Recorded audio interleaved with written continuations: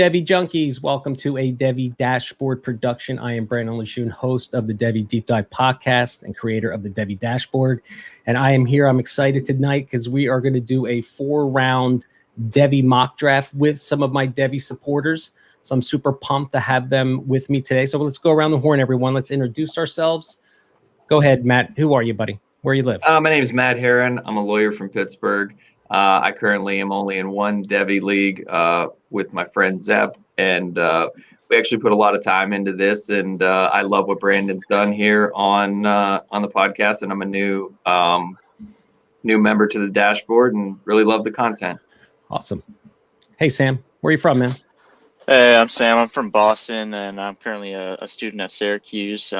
Just got into Devy and C2C last year, and your podcast and dashboard has been a huge part of what's gotten me into it. So I'm excited to be a part of this and to do this mock.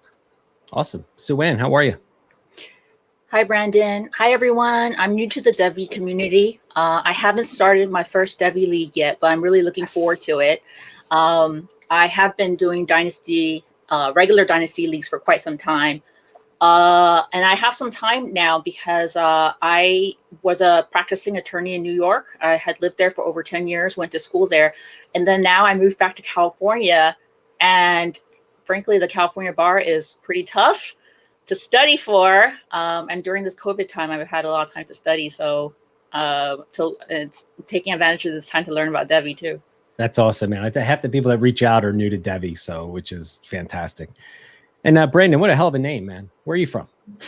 Yeah, I know. I'm we have the same name, so we must be great. So yeah, I'm Brandon Hay, and I'm from Jacksonville, Florida.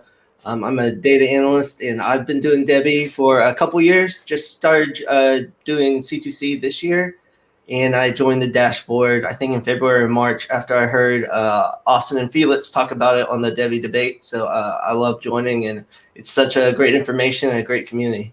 Yeah, it is a great community. And like those guys at C2C, Campus to Canton, they're doing great stuff too. So, the goal of, the dashboard and everything is really just to, grow a community, to introduce, just like you said, Sue-Ann, right? You're just getting in your first Devy league. I love it. So, we did this, I guess we got through all our vacations, right? And, we found a night that worked. So I'm excited to get started. So like I said, it's going to be a 10 team, 4-round. All right. And we did this talked about doing this a couple weeks ago. So, Brandon, you have the first pick. So it's very interesting. I got the second pick. So I'm interested to see who you're going to pick here.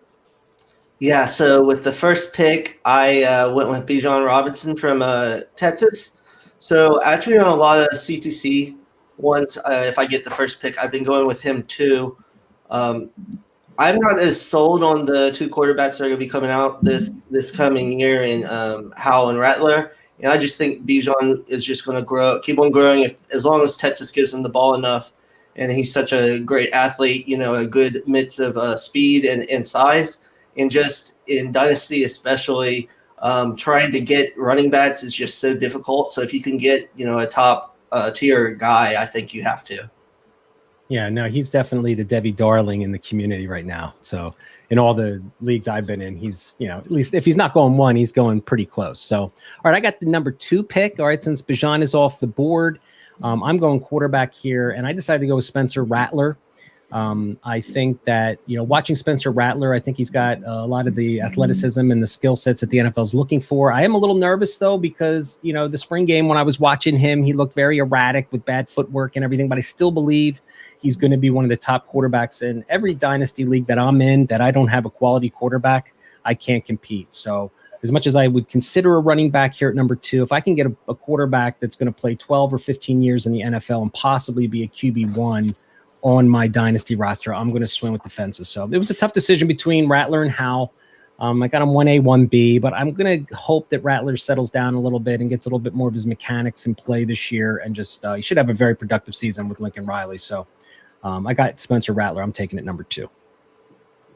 So Sue-Ann, that is up to you. Who you got? Yeah, I have the 103, and actually I was really torn on this one because I want the highest ceiling, and to me that would probably, for a quarterback in a super flex league, and I would want to go for DJU, but I did this draft kind of assuming that my roster, because I didn't really know how my roster was looking, I just thought I should play it safe with my first pick and choose a quarterback that is in the closest, this closest upcoming class that I think is definitely going to be assured a first round pick. In case anything goes wrong with DJU during those 2 years, or just maybe it was just a flash. It was just, I was so torn. I really wanted to get DJU, but in the end, I just went for safety and I drafted Sam Howell. Yeah, listen, you can't take two. You can only have one, right? So, yeah, you know what? I think you bring up a quick point of a lot of people like to reach for the next class when there's some guys right in front of you. And I kind of felt the same way with you. DJU showed some flash, but he played, 1 or 2 games?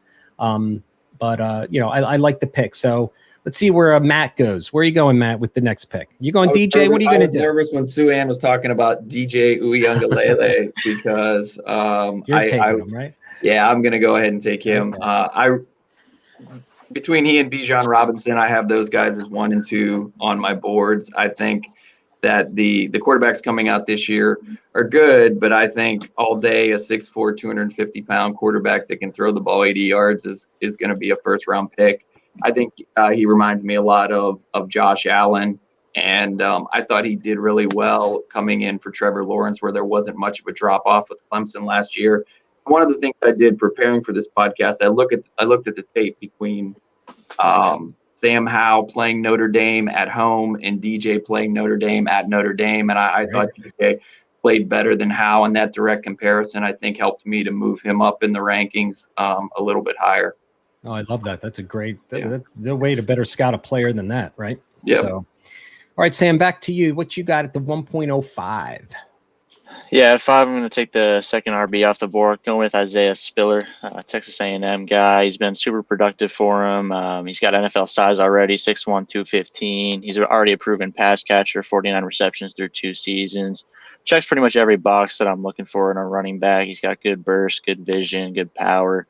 Love the way he finishes his runs with his pads low, fighting to gain those extra yards. Really gets me excited about some of his plays, some of the ways he finishes through guys that are bigger than him. So, happy to get him at 5. Yeah, good pick. I think a lot of people are, these 5 or 6 running backs, everyone's got their preference, right? Yeah. So, Brandon, back to you at the 1.06. Who you thinking now? So since a few quarterbacks came off the board, I'm taking the last quarterback I really would feel comfortable with in Devy that I think could be really good and has the least amount of question marks in my mind. Going with Bryce Young from Alabama. I think Alabama has shown that there's no drop off, even going from Tua to Matt Jones, and they have all those weapons and bring in all those wide receivers.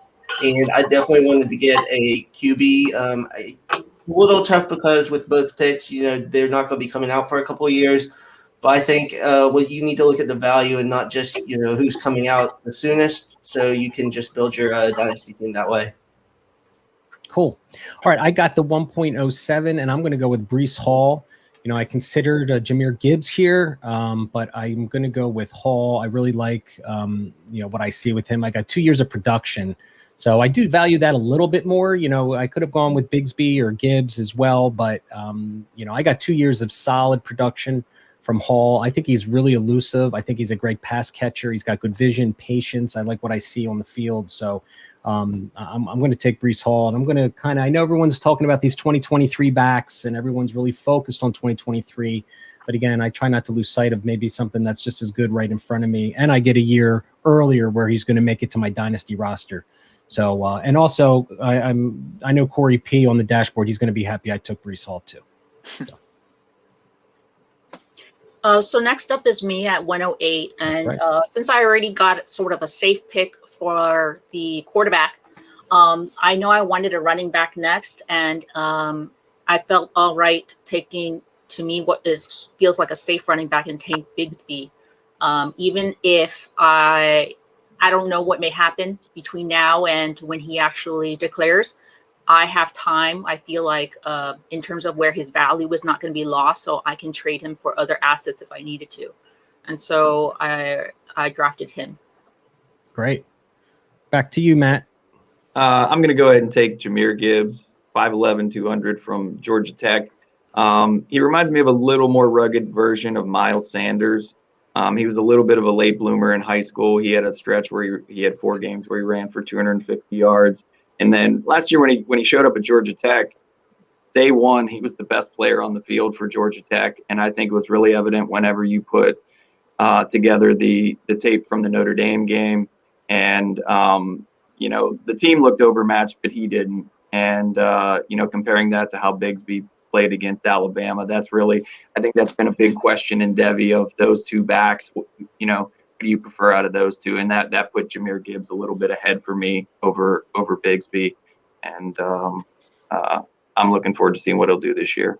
Yeah, so it worked out for you. Did you guys see that video that we did? The Bigsby versus Gibbs film on the dashboard? Yeah, so we're going to be doing some more stuff like that. So I think we decided Gibbs out of those 2 were the 2, but I mean, it was really close. 2 great players, 2 great, those top 3 of the 2023 class is what everyone, it's the eye of, everyone's got their eye on them. So no wide receivers yet.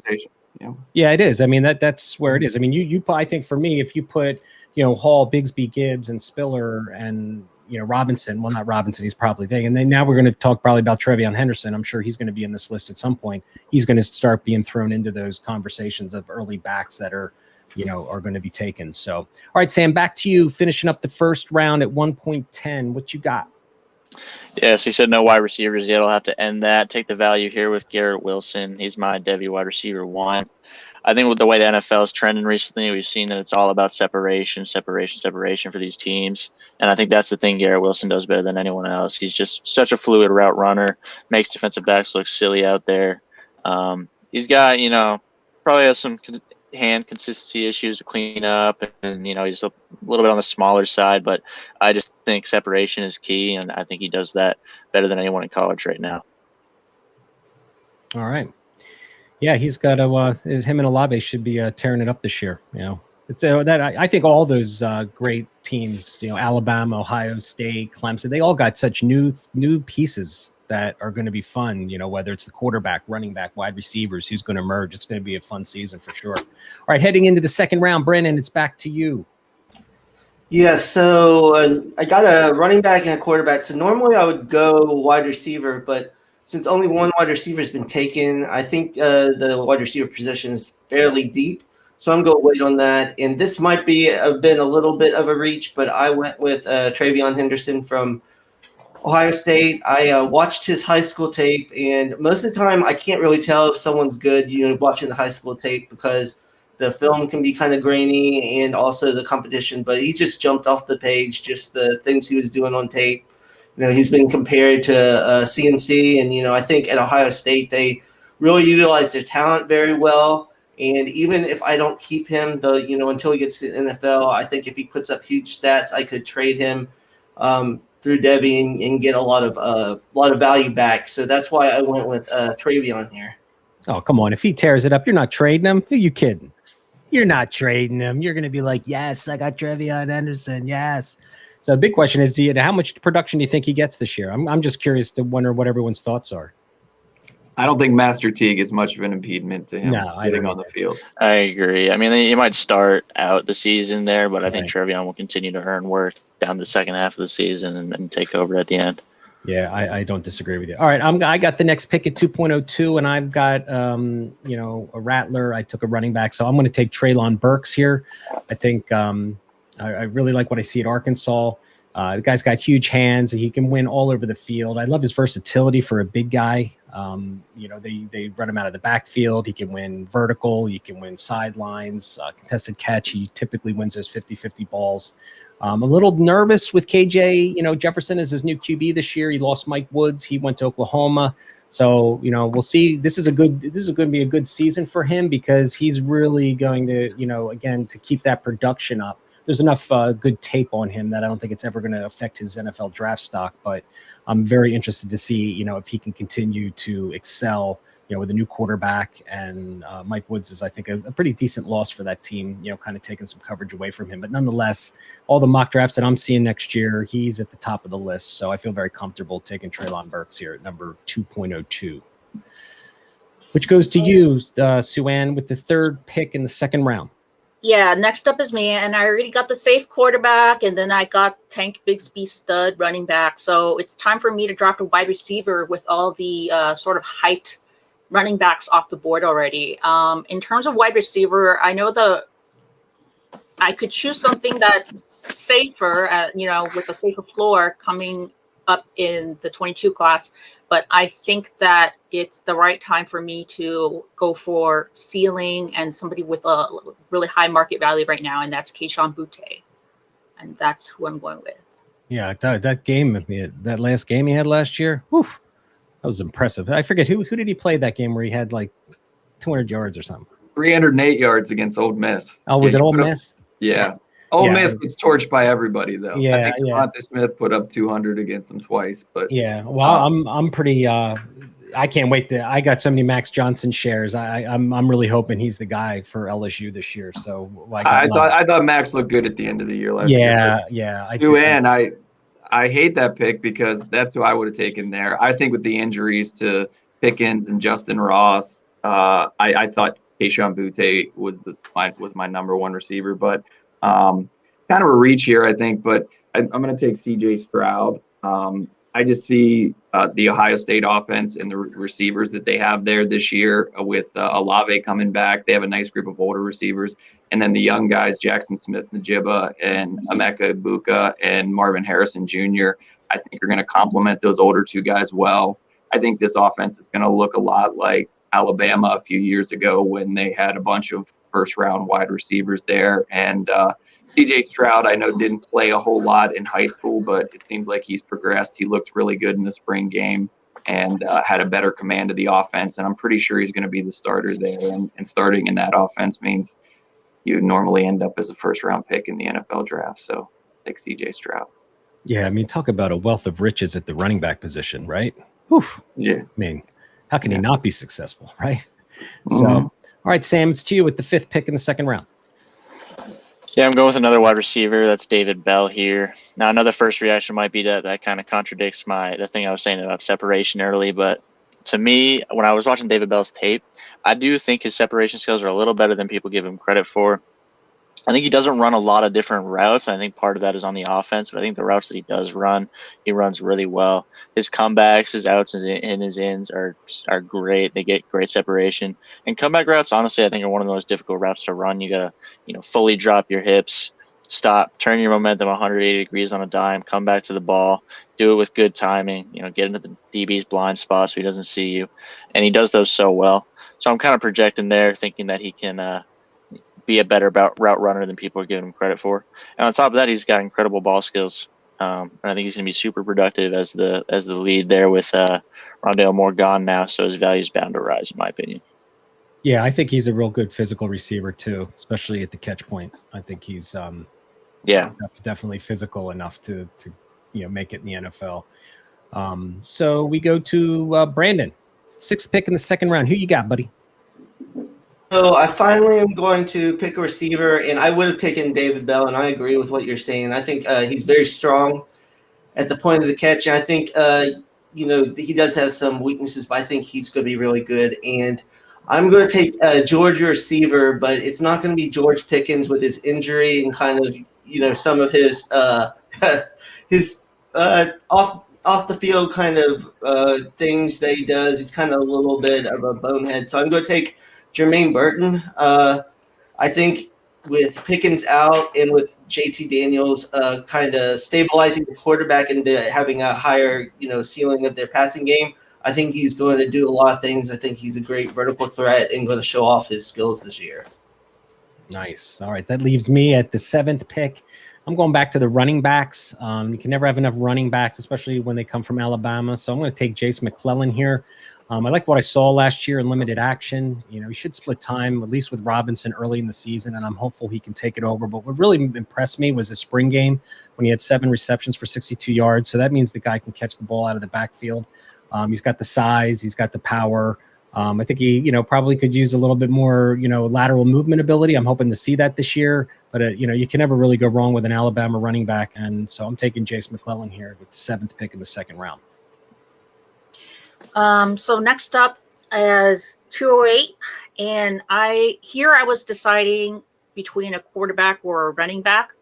And if it was going to be a running back, it was going to be somebody from the 22 upcoming class. But because it's just, I really don't know after, Breece Hall and Isaiah Spiller, who's really going to be that third running back. So I just feel like I'd rather take a dart throw like later on in the rounds. And instead I want to go for, again, somebody where I could just sort of, who may be out of my reach later on to grab. And so I reached for quarterback Caleb Williams. I'm not sure, like it might be a reach, like it's too soon, don't know anything, but I still feel like he might be worth a lot in the trade market. So no, that's a great pick, Sue Ann. I actually, took CJ Stroud thinking I'd be able to get Caleb Williams with my next pick. I really thought how he played in the spring game. He played a lot better than Spencer Rattler, and I have a lot of shares of Rattler, and it made me a little bit nervous, how good he looked there, and I think he's the next guy there at Oklahoma. I think that's a great pick. Well, I was involved in 2 supplemental C2C drafts, the freshman drafts, the 15 rounders. Caleb Williams isn't making it out of the 3rd pick, so that's a great pick. Look, quarterbacks, if you can get the number 1 quarterback of a class, you take the risk, especially later in the 2nd round. So that's a fantastic pick, Sue Ann. All right, Matt, who you got?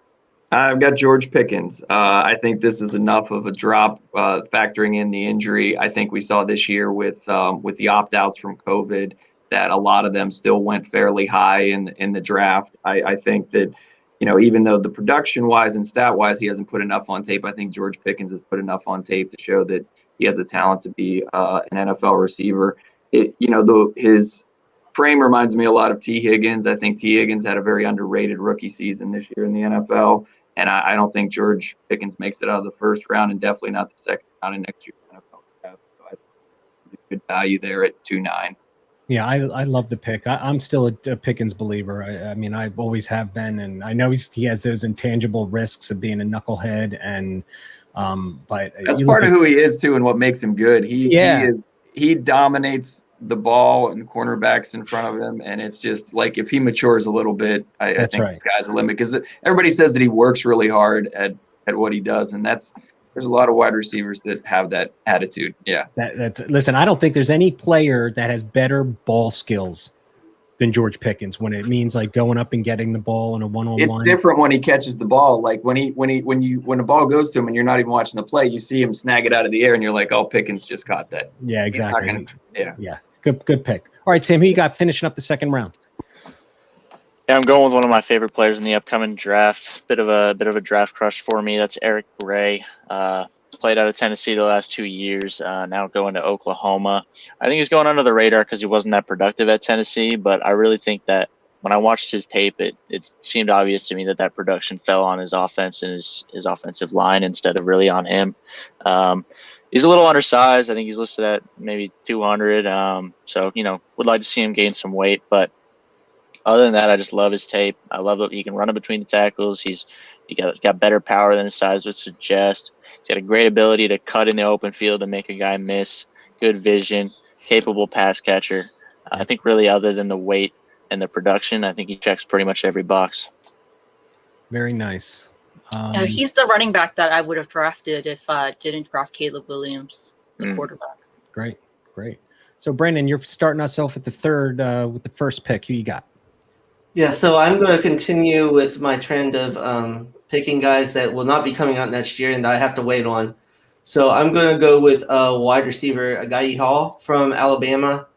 Alabama's lost some receivers. They have John Metchi coming back, but he's still not totally proven. And after watching the Alabama spring game, Agiye Hall really stood out on the way he can catch the contested passes. And I think, Saban's really been talking him up about how he's going to play a lot. And I think that wide receiver depth chart is wide open. And some of those freshman receivers at Alabama weren't there for the spring game. So I think he has a leg up on that. And I just think he's going to be a special player. So that's why I went with him. Good yeah, pick. he looked, I like to call alpha-ish,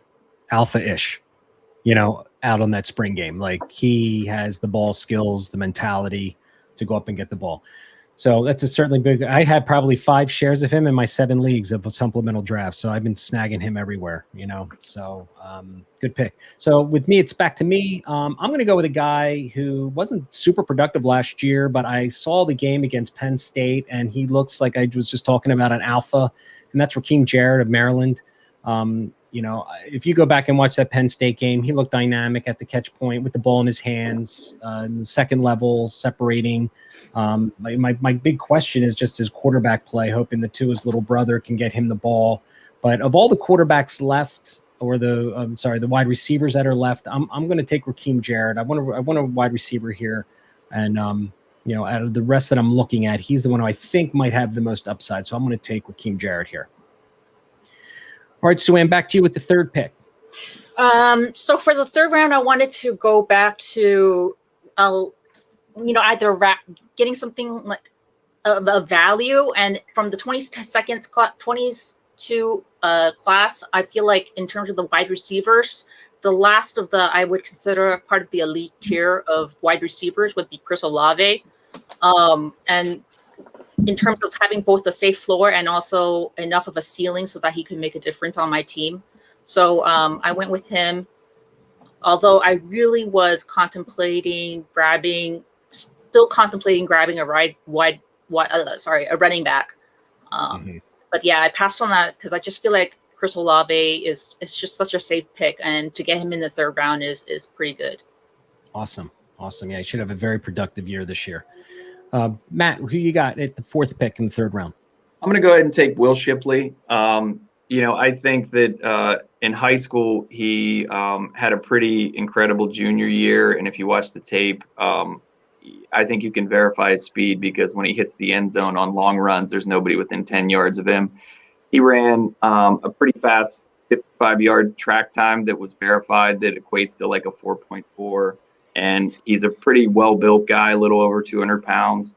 And, I think that backfield in Clemson is wide open. I don't think Lynn J. Dixon or Kobe Pace are going to be much of an impediment. I was a little bit worried in the spring game because I thought that he didn't show a lot of patience, and he looked a little nervous, to be honest. But I think you can expect that out of a freshman. I like that he got on the field before Phil Maffa and played pretty early in the game. And some of the commentary from Dabo Swinney during the game led me to believe that, he's going to be a guy that they're really going to want to produce. And I think he also might get on the field as a returner here his freshman year as well. So that's a good pick. Yeah. I remember the coach talking him up pretty well. So, all right, Sam, with the 5th pick, who you got? Yeah, I'm going to grab Kendall Milton, Georgia running back. He's backing up Zamir White for now. I think once Zamir's gone, Kendall's going to be eligible in 2023. Once Zamir's gone, I think Kendall's going to take over that backfield in a high-powered offense and just take off in value. I mean, he didn't get a ton of burn as a freshman. I think he got a little under 40 touches, but he was efficient with them. Looked pretty good. He's already got NFL size. I think he's like 6'2", 220. He hasn't yet proven his pass catching in college, but he was touted as a good pass catcher coming out of high school. So, to me, he's just another guy that I think checks every box, and I think he's going to shoot up in value next year. Awesome. Brandon, with the 6th pick. Yeah, so I'm going to go with another wide receiver here, and with Quentin Johnson out of TCU. From what I saw last year, I really liked a lot of things he did. I think he needs to get stronger.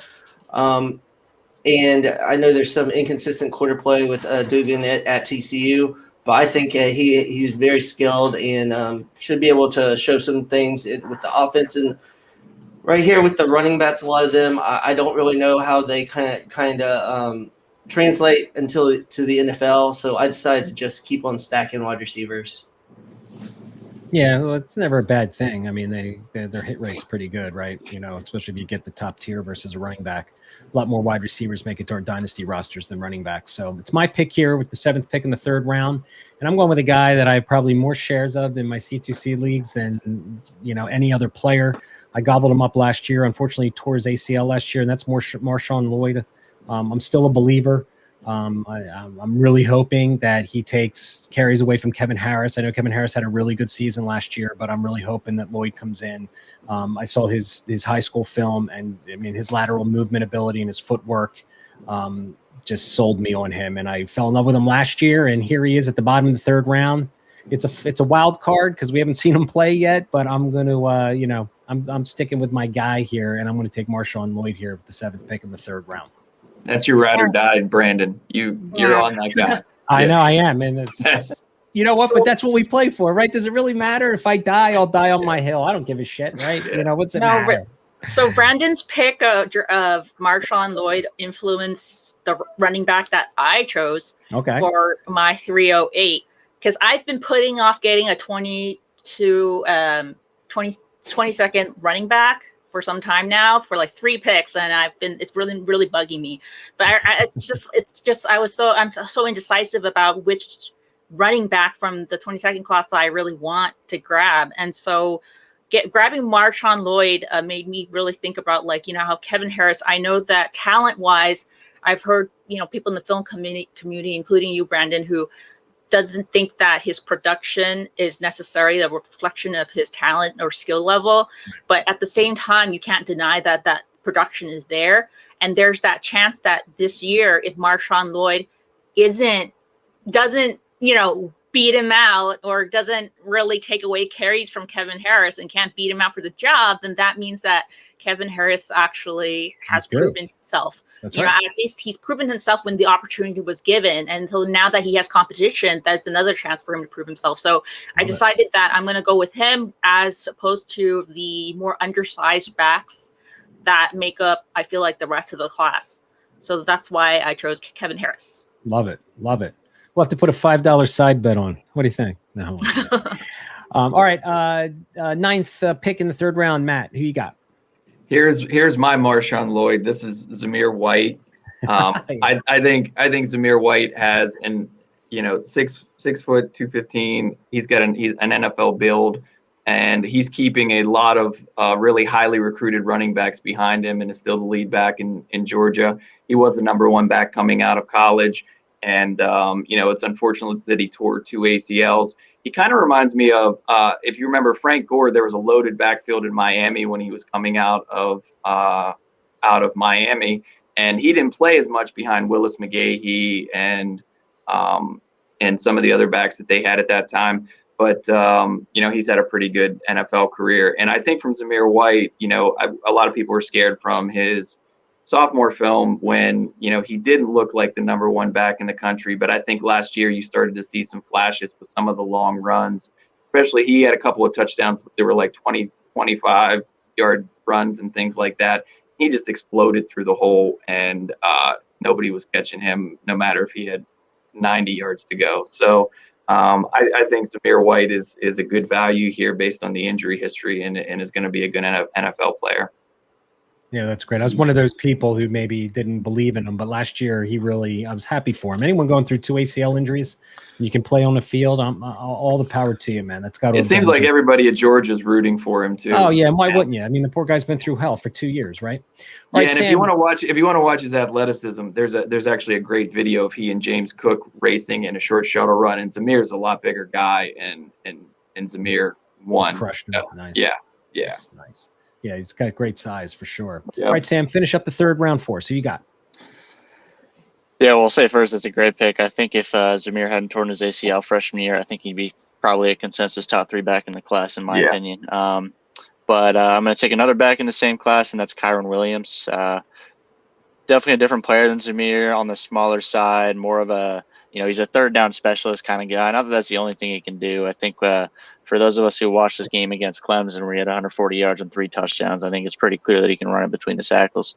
But, he's probably the best pass protector in the class. He can catch passes out of the backfield as well, and I think NFL coaches are going to love that. So I think he's a good bet for some solid day 2 draft capital next year and to find a role somewhere in the NFL.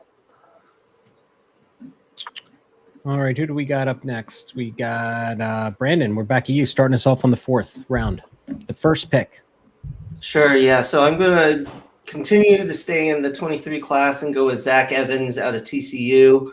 Watching his tape, I saw a lot of good things. I think he could work on his vision, because sometimes he would just run into the pile and not kind of cut back or anything. But he has good speed and explosion, good hands. And I saw a lot of good things with him. I know there are some questions about, everything that happened in his recruitment and him possibly being a little bit of a knucklehead too. But I think, after all the running backs that have been taken after Kyron Williams, I think he was the top of my list to get a running back here. Great. Yeah, it's a good pick. I mean, that's pretty good value in the fourth. I mean, he's been taken high in a lot higher than that. Yeah. Yeah, in a lot of drafts. So that's a great value pick there. All right, I got the next pick. I'm going with John Metchi from Alabama. I really like what I saw last year. Again, we talked about earlier in the show about vacated production in Alabama. I think he's got the ability to be the number one receiver there. They got a lot of incoming freshmen. He's got a lot of competition. So I love his size. He's like 6 foot, almost 200 pounds. Almost did 1,000 yards really. And I loved his game against Ohio State at the end of the season last year. He was just the alpha on that team and just really impressed me. I think he's got ball skills. I think he's got the route running ability, and I'm really looking forward to seeing what he does this season. All right, so that takes us to Sue Ann with the third pick in the fourth round. Right. So here it's the fourth round for all of us. So it's going to be our last 2 picks, and so I just really want to have somebody who has, like if they hit, I guess I hit the jackpot, and if they don't, then I just lost a pick, which I don't really care about because it's my 4th round. So I wanted the most valuable position. So it's going to be either a quarterback or a running back. And for the 22 class, I feel like I don't really want to take any more dart throws on the running backs. I feel like they've already been all drafted. And in terms of the quarterbacks, anybody could be QB3. Thought a lot about Slovis, but I wanted somebody with a lot higher upside. And then the new hot name out there is Malik Willis with all his tools. And I thought that even if he isn't drafted in the 1st round, although I think he might, but even if he's drafted in the late 1st round or he's drafted in the 2nd round, if he gets a chance to start at all, so like if he doesn't have trade value for me, I feel like he could still, as long as he starts, he'll still have a floor for me because of his rushing ability. And of all the quarterbacks out there, I think that he's the only one that truly has that, sort of Lamar Jackson level of rushing ability or Trey Lance level of rushing ability. So it was between him or Matt Corral, or Carson Strong, one of those QB3s. And I just decided to go with Malik Willis. Yeah, I feel like he's this year's Trey Lance, right? This time last year we were, thinking of Trey Lance and, guy coming kind of out of nowhere and being that, could he really be a QB1? And here he was drafted number 2 in the draft, right? All right, Matt, you got the next pick. This is a guy I don't think a lot of people are talking about out of what I think is a really good group of freshman receivers. But I'm going to go with Marvin Harrison Jr. And, I think the content that was out there this year for the spring games was great. So I got a chance to watch the Ohio State spring game, and that's where I like C.J. Stroud. And, Marvin Harrison, if you watch the game, he played with Stroud. He got the first red zone target and touchdown. He also ended up catching 3 passes in a row in the 2-minute drill. So it shows that he knows what he's doing and he's working hard. And also Ohio State has a tradition of freshman players have to lose their black stripe. And he was the first guy to lose his black stripe. So when you put that in conjunction with his pedigree and being Marvin Harrison's son, I think that this is a guy that in a couple of years NFL teams are going to want to put some stock into. And I think he's different than the other receivers at Ohio State. They really don't have a big-bodied, chain-moving receiver, and I think that's what he is, sort of like Michael Thomas. I like it. So that leaves us to Sam.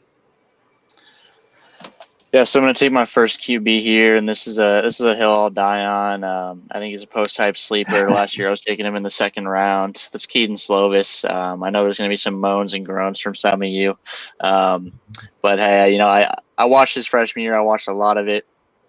And in recent memory, other than Trevor Lawrence, I think he's the most pro-ready looking freshman quarterback that I've ever seen, true freshman quarterback. super accurate, great decision maker. This is all freshman year. Super accurate, great decision maker. Was getting through read progressions, was navigating the pocket well.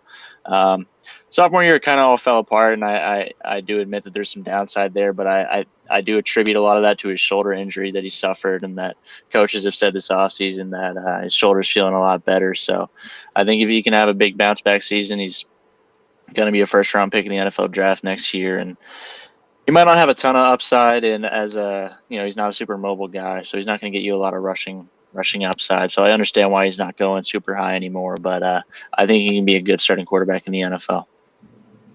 Awesome. Yeah, I'm pulling for the guy. I know his shoulder was banged up last year, but it's just amazing how we live in a what have you done for me lately society, and people have already just kicked him to the curb like he's, he had COVID last year. His shoulder was bomb. I mean, so I'm really pulling for him because, if he lights it up this year and he's back in the NFL draft radar, everyone's going to jump back on the bandwagon. So I like the value there in the middle of the fourth round here.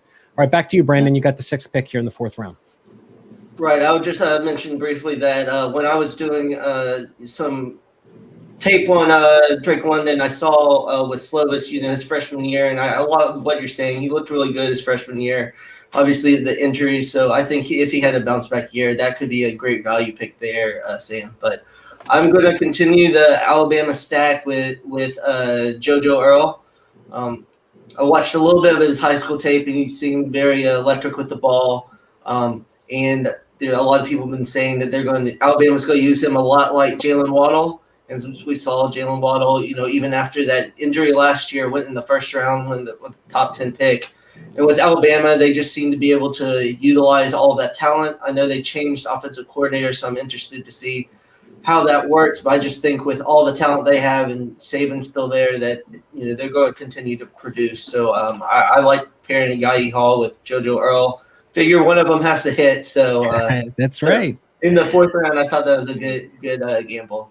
I think I love what you said. One of them's got to hit, right? It's an Alabama receiver. Most of them do, right? So it's a great pick. I got the next pick, and I'm going with Jackson Smith-Njigba. It's a guy that I really liked coming out of high school as well. The analytics and production guys are going to hate him because last year he only had 10 receptions for 49 yards with one TD, averaging a whopping 4.9 yards a reception. But I'm not going to let that defer me. I think we all saw the toe tap catch in the back of the end zone. I think he has just as, we might have to wait a year for production for Olave and Garrett Wilson to move on. But I think Smith-Njigba, and that maybe not this year. I'm not sure if he's going to be the guy third on, out there playing. I'm pretty sure he is. I know it's a wealth of riches at the Ohio State wide receiver group. But I think, I look at him and one word comes to mind, an explosion. Just an explosive player and playmaker. So I'm going to swing with the fences. And I think I got great value here at the end of the fourth round, taking Smith-Njigba from Ohio State. Okay, Sue-Ann, you got the next pick at the eighth pick in the fourth round. Yeah, so it's my last pick in my fourth round, and I really thought I was gonna go for, like I said, like another running back or quarterback, like the position of most value. But I just saw that Drake London hadn't been drafted yet, and even though he's a bit on the raw side and seems to not have a complete skill set yet, the fact that he's only, he was playing basketball before and now he's going to be concentrating on basketball, and if he does hit, he's actually gonna his size and it's gonna really make him a special player. So I feel like I might as well just try to draft him and then see what happens right away in 2022. I just don't like sitting too long on my Devy picks to wait to see what happens to them. Hey, there's no problem with that. I mean, that's good. Yeah, I'm looking forward to seeing what he does. I mean, because I think he's going to be playing outside. He played primarily from the slot last year, so I'm looking forward to seeing him be the number one guy, get press coverage. We did a film. I don't know if you saw our film breakdown on Drake London on the dashboard or not, but we did a whole breakdown on him. So yeah, I think he's got a very exciting season. Him and Slovis together. Hopefully they both increase their draft stock. So we got two more picks left here in this awesome draft with the ninth pick in the fourth round. Matt, we're back to you. So 2 years ago, when we were preparing for our Devy draft with my friend Zep, we we were having a big debate over who was better, Bijan Robinson or Demarcus Bowman. And I think it's unfortunate that he left Clemson. But, this is a guy who in high school over 3 years averaged 11.4 yards a carry over 3 years. He was the runner-up his junior year in the 100 meters and ran a 10.41. To put that in perspective, DK Metcalf just in his 100-meter race ran a 10.37, and DK Metcalf ran a 4.3 at the combine. So, I think this guy has some speed.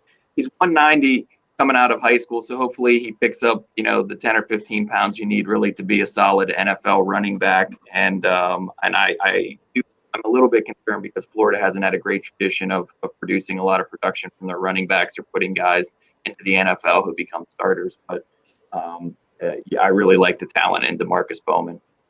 I think he's one of those players that everyone can't wait to see if he, what happens with him, because I think this is where he's being drafted in all the drafts that I've seen. This is about where he's coming off the board. So I agree with you. It'd be really nice to just feed him the rock and see what he's got. All right, finishing out this draft, Sam, you got the last pick. Who is it going to be? Yeah, well, normally we haven't taken a tight end yet. Normally I'd be really tempted by Michael Mayer here. But I'm also really intrigued by a 2023 wide receiver that's fallen to this point. He's a guy that is exciting on tape to me. I think he's got does a good job of finding space, good at the catch point and solid after the catch skills as well. He led his team in receiving as a true freshman. That's Marvin Mims out of Oklahoma. He's coming back as Spencer Rattler's #1 guy yet again. So I think he's definitely due for a 1,000-yard, 10-touchdown season. He had, I believe it was like 709 as a freshman. So I think he's going to have a hugely productive season in that high-powered offense and take off in value. Oh, I agree with you. He was phenomenal last year. So that's a great way to end the draft with a pick. So, all right. I appreciate you guys tuning in. We're going to have a little fun with this because what I'm going to do is I'm going to collaborate our players, and then I'm going to put them in some sort of list, and I'm going to post it on the Slack chat. All right. And then we're going to have the community vote on who out of the 5 of us who drafted overall the best set of talent. All right, so I didn't. That's an easy choice, I think. What's that? Well, you should have done that. I should have I'm glad dropped you didn't, Sue-Ann. 103. Well, you know what? You're right, because you know what's going to happen. People are so DJ'd up right now. They're going to be like, Sam Howell, who? So that's what everyone does. I mean, everyone looks so forward to these future classes, and just they're so willing to just bypass next year. But he's as safe as you can be in terms of a future projection. I mean, compared to Caleb Williams, I mean, we only saw him in spring practice. Look, I think you got at least Caleb Williams, right? So that'll maybe offset your Hal pick, whatever. Okay. So we're going to have some fun. But listen, I appreciate all you guys for jumping on. We're going to do a lot more of these things as fall ball starts here shortly. So I appreciate all you guys taking the time to do this. It was a lot of fun. And thanks again for your support on the dashboard. It's great. Love all you guys on the community. So I really appreciate you taking the time. Thank you, Brandon. Yeah, Don't forget to mention that there's no tight end premium, and that's why we didn't draft any tight ends. That's a very good point. So I still have not listened to your tight end Michael earlier if it were tight end premium. Yeah, I probably should have done that. Yeah, because all the C2C leagues that I'm in are tight end premium to kind of give more value to those. So good job, everybody.